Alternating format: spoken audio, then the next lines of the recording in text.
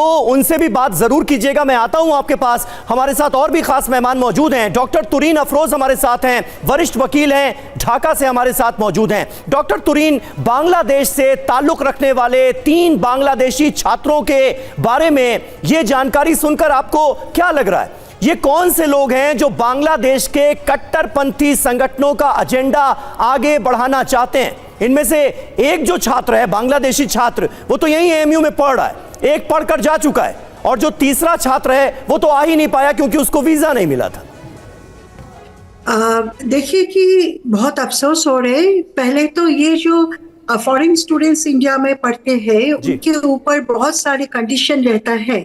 मैंने खुद Indian student रह चुकी हूँ, तो हमारे ऊपर वीजा कंडीशन में ऐसा है कि इंडिया की जो इंटरनल मैटर्स है वहाँ पे हम नहीं दखल कुछ भी नहीं बोलेंगे। अभी एक बंदा तो स्टिल इज अ स्टूडेंट, उसके ऊपर तो जो भी कार्रवाई की जाए हो सकता है वो करना चाहिए।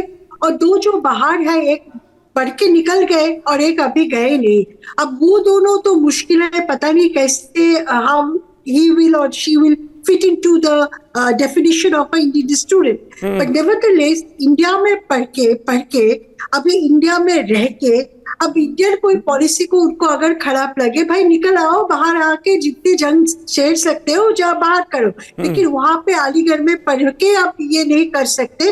मैं बिल्कुल सहमत हूँ कि इसके साथ जो भी कार्रवाई किया जाए, जितने की इन्वेस्टिगेशन कर सकते हैं कि वो करके जो भी उनको चाहिए जितना पनिशमेंट हो सकते वो करना चाहिए। क्योंकि आज अगर ये नहीं खत्म होंगे तो बाकी आगे चल के इंडिया के लिए बहुत खतरा हो गया। और ये सिर्फ इंडिया की बात नहीं, अगर बांग्लादेश में कोई और देश के लोग, कोई और स्टूडेंट ऐसा करते हैं तो हम भी ऐसे लीगली बोलेंगे कि ऐसा कुछ करना है। बिल्कुल, और ये बहुत अहम अपने आप में हो जाता है तब जबकि जो छात्र अपना भविष्य बनाने के लिए भारत में आते हैं, पढ़ते हैं, और फिर उनके दिमाग में ये जहर इस तरह से घोल दिया जाता है कि वो भारत के खिलाफ ही यहीं से आवाज उठाने की कोशिश करते हैं। त्रिपाठी सर, ये एक बड़ा मसला रहा है और ये आज की बात नहीं है। अगर देखा जाए तो कई ऐसे छात्र रहे हैं, या यूनिवर्सिटीज खासकर कहूं कि एएमयू में हमेशा कुछ ना कुछ ऐसा विवाद आ ही जाता है।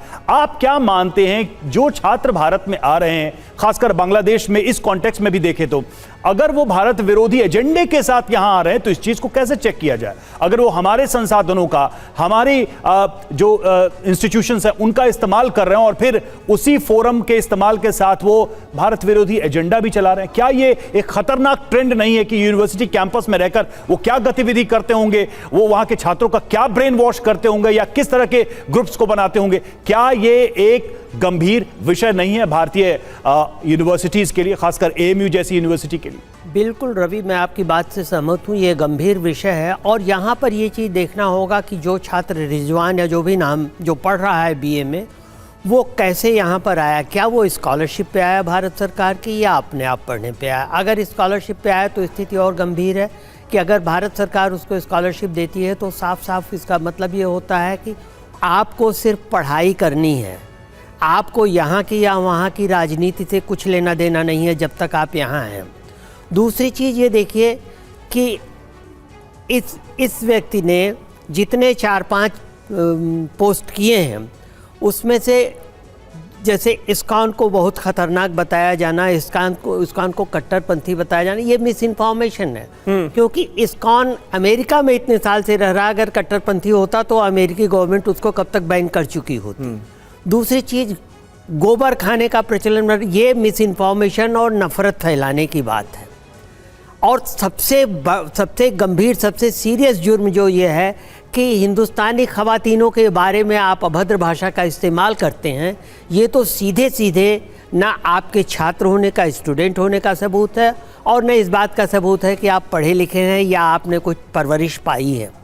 तो ये इस पर तो सख्त एक्शन लेना चाहिए। अब रही बात ये कि जो हिंदू संगठन कह रहे हैं कि बैन कर देना चाहिए, 2 लोग तो, एक का पता नहीं है और दूसरा तो बांग्लादेश में है, उसको तो आप कुछ कर नहीं सकते। लेकिन ये जो है, इसको आप, इसके खिलाफ अगर सबूत हैं तो आपको कार्रवाई करनी चाहिए। लेकिन मैं ये कहता हूँ कि सारे बांग्लादेशी छात्रों को या किसी भी मुल्क के सारे छात्रों को निकालने की बात नहीं होनी चाहिए। हाँ। जो अपराधी है, जिसने गलती की है, उसके ऊपर जरूर कार्रवाई होनी चाहिए और सख्त से सख्त कार्रवाई होनी चाहिए। ठीक है, बिल्कुल बिल्कुल सही बात है, वाजिब बात है। और देखिए, एक अहम खबर अपने दर्शकों को यहां पर बता दें कि बांग्लादेश अब पूरी तरह से कट्टरपंथ की राह पर चल पड़ा है। प्रतिबंधित आतंकी संगठन कट्टरपंथ हिजबुत तहरीर के पैम्फलेट खुलेआम ढाका की सड़कों पर बांटे जा रहे हैं। इस पैम्फलेट में एंटी इंडिया बातें लिखी हुई हैं। बांग्लादेश के लोगों को भारत के खिलाफ खुलेआम भड़काने का काम किया जा रहा है।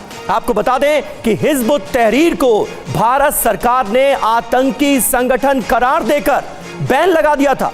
अब खुलेआम हिजबुत तहरीर के सक्रिय होने पर यूनुस सरकार पर सवाल उठ रहे हैं कि आखिर ये बांग्लादेश में हो क्या रहा है।